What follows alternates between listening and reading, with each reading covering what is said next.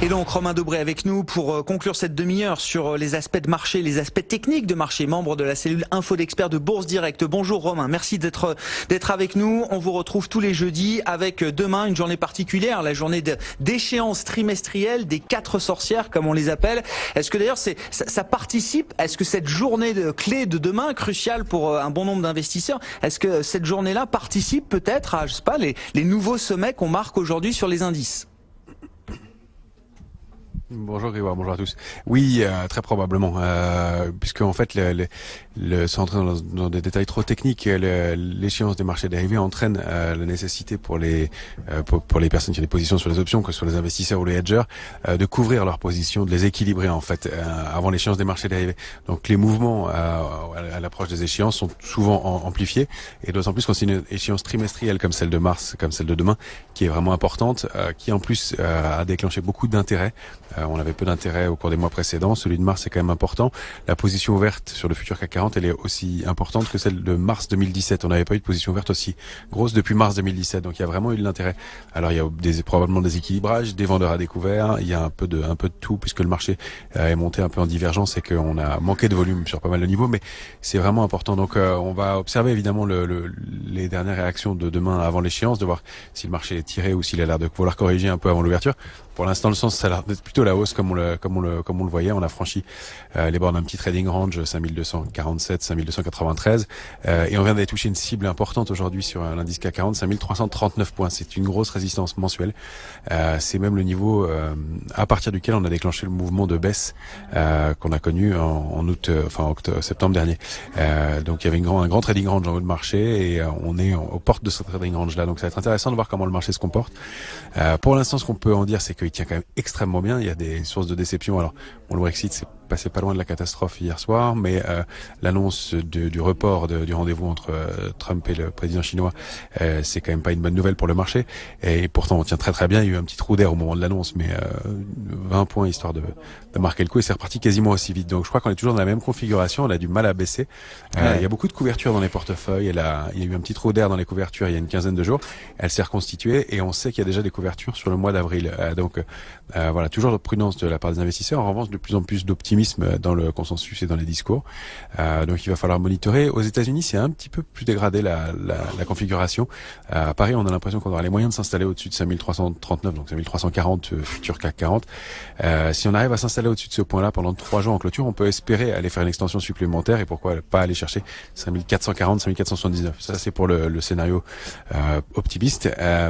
Pour globalement, la configuration des indices américains qui pourrait entraîner la nôtre est plutôt un peu dégradée. On voit que le Dow Jones sous-performe quand même pas mal depuis quelques temps. Lui, il a corrigé de près de 3%. Il a rebondi un peu, mais c'est quand même pas tonitruant. Il a une configuration graphique qui est un petit peu déstructurée, un peu désorganisée en haut de marché.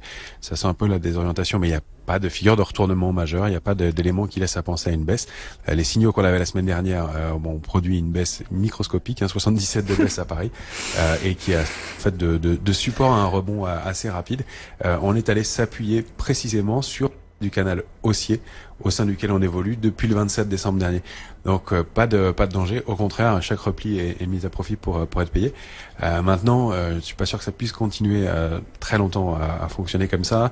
On va assister tout au moins à une pause, mais je pense que ça va être un peu long. C'est-à-dire qu'il y a encore pas mal de vendeurs bloqués, même si on assiste à quelques capitulations. On a des divergences qui sont toujours valables, qui n'ont pas été invalidées. Alors elles sont en passe de l'être, c'est là où ça va être intéressant, probablement en début de semaine prochaine, parce qu'il va falloir construire cette nouvelle échéance des marchés dérivés, donc non seulement l'échéance d'avril, mais l'échéance trimestrielle qui s'ouvre jusqu'à juin.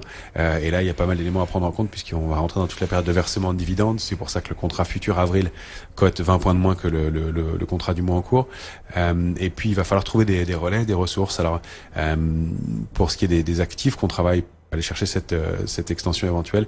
On regardera si les signaux se confirment, donc au-dessus de 5339, les valeurs bancaires qui ont donné leur petite opportunité, puisqu'il y avait la semaine dernière un petit signal de faiblesse qui laissait un petit repli de 4% possible, surtout sous forme de tracker en fait, qui est plus simple et plus diversifié. Et donc la possibilité de re-rentrer. On constate qu'il y a des valeurs en retard comme Essilor qui donnent des signaux intéressants, ou alors Technip liés aux matières premières, aujourd'hui qui rebondit beaucoup. Donc ça pourrait être les valeurs qui permettraient de conduire à une extension complémentaire à la hausse. Voilà, maintenant sous 5215, c'est cette zone-là, 5200-215, c'est la zone à partir de laquelle on avait construit de nouveaux contrats futurs. Paradoxalement, donc toute la zone d'en dessous était pas très étayée, donc 5080, 5170, c'était très peu étayé. Tant qu'on est au-dessus de ces niveaux-là, il n'y a pas d'alerte majeure. Donc alerte de court terme, 5170, 5200. Alerte de moyen terme, mais on en est loin, 5080. Voilà, je pense que si on arrive à ces niveaux-là, il y aurait pas mal d'investisseurs qui seraient ravis de rentrer à nouveau et de trouver des opportunités. Donc je pense pas qu'on y assiste tout de suite. Donc peut-être une pause dans un premier temps. En tout cas, on monitore. Encore une fois, il n'est pas possible de prévoir ce qui va se passer. Simplement d'observer des niveaux, 5339 en haut, 5200 en bas. Et puis on va essayer d'arbitrer entre les deux. On peut signaler sur le Brent aussi qu'on a franchi les $67 et ça c'était une résistance importante. Toujours avec une position ouverte qui augmente pour la 4e semaine d'affilée. Donc ça rend très probable de pouvoir joindre la cible à 71,15 dans un premier temps, et pourquoi pas la cible de la figure de retournement à $77. Donc on reste long sur cet actif-là pour l'instant. Évidemment pour accompagner avec des titres comme ont l'air de réagir les valeurs pétrolières de l'indice parisien aujourd'hui.